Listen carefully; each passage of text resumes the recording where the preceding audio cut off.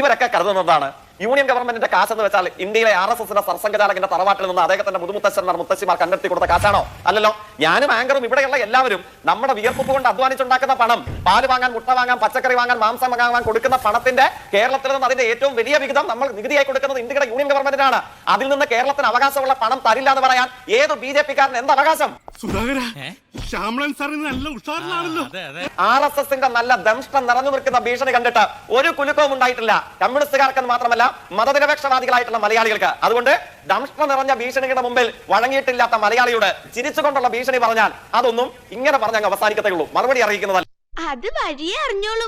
ഒരു ബന്ധമില്ലാത്ത വിഷയത്തിലൊക്കെ RSSനെ ഒക്കെ വലിച്ചിട്ടിട്ട് RSSന്റെ തറവാട്ടിനാണോ എന്നൊക്കെയാണ് വളരെ ബാലിശമായിട്ടുള്ള ഒരു നിലവാരവുമില്ലാത്ത ഉത്തരങ്ങൾ പറയുന്നത്. ഒരു കാര്യം മനസ്സിലാക്കണം, ഒരു സമൂഹത്തിൻ്റെ, ഒരു സംസ്ഥാനത്തിൻ്റെ സാമൂഹ്യ സ്ഥിതിയെ അളന്നുകൊണ്ടാണ് കേന്ദ്ര ഫണ്ട്, ഫെഡറൽ സംവിധാനത്തിൽ കേന്ദ്ര ഫണ്ട് വിഭാവനം ചെയ്യുന്നത്. അതല്ലാതെ ഒരു സംസ്ഥാനത്തെ ഇത്ര ആളുകൾ നികുതി കൊടുത്തു, അതനുസരിച്ച് ഞങ്ങൾക്ക് പൈസ തരണം എന്ന് പറയുന്നത് ഒന്നുകിൽ വിവരമില്ലായ്മ, അതല്ലെങ്കിൽ ആ കാര്യത്തെക്കുറിച്ചിട്ട് കൃത്യമായിട്ടുള്ള ബോധ്യമില്ലായ്മ. ഇത് രണ്ടും ഉണ്ടാവാൻ സാധ്യതയുണ്ട്. കാരണം ഇന്ത്യ ഭരിക്കാനോ ഇന്ത്യ ഗേറ്റിൻ്റെ 7 അയൽവക്കത്ത് നിൽക്കാനോ യോഗ്യതയില്ലാത്ത പാർട്ടിയുടെ ആളുകളാണ് ഈ വാദങ്ങളൊക്കെ പറയുന്നത്. അവർ AKG സെൻറ്ററിൻ്റെ തറവാട്ടിൽ നിന്ന് കൊണ്ടുവരുന്ന ഫണ്ടാണ് കേന്ദ്ര ഫണ്ട് എന്നവർ ധരിക്കുന്നതാണ്. അല്ലെങ്കിൽ അമ്മായിയച്ഛനും മരുമോനും കൂടി സംഘടിപ്പിക്കുന്നതാണ് ഈ കേന്ദ്ര ഫണ്ട് എന്നൊക്കെ ധരിക്കുന്നത് കൊണ്ട് അങ്ങനെ സംസാരിക്കുന്നതാണ്. അതല്ല ഉദ്ദേശം. പണ്ട് തിരുവനന്തപുരത്തിലെ വിമാനത്താവളത്തിന് വില ചോദിച്ച ചങ്ങാതിയാണ് ഇയാൾ.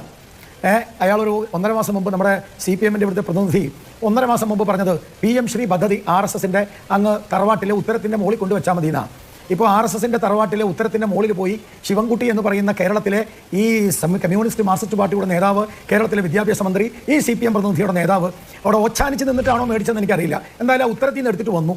എന്നിട്ട് ചോദിച്ചിട്ട് ഇപ്പോൾ അങ്ങ് RSSന്റെ തറവാട്ടി വെച്ചാൽ മതി എന്നൊക്കെ വ്യാഖ്യാനിച്ച ഈ പ്രതിനിധി, അത് ആ പ്രതിനിധിയുടെ നേതാവ് പറഞ്ഞത് NEP ദേശീയ വിദ്യാഭ്യാസ പദ്ധതിക്ക് എന്താ കുഴപ്പം, PM ശ്രീ പദ്ധതി അത് ഞങ്ങൾ നടപ്പാക്കും, എന്താ കുഴപ്പമെന്നാ.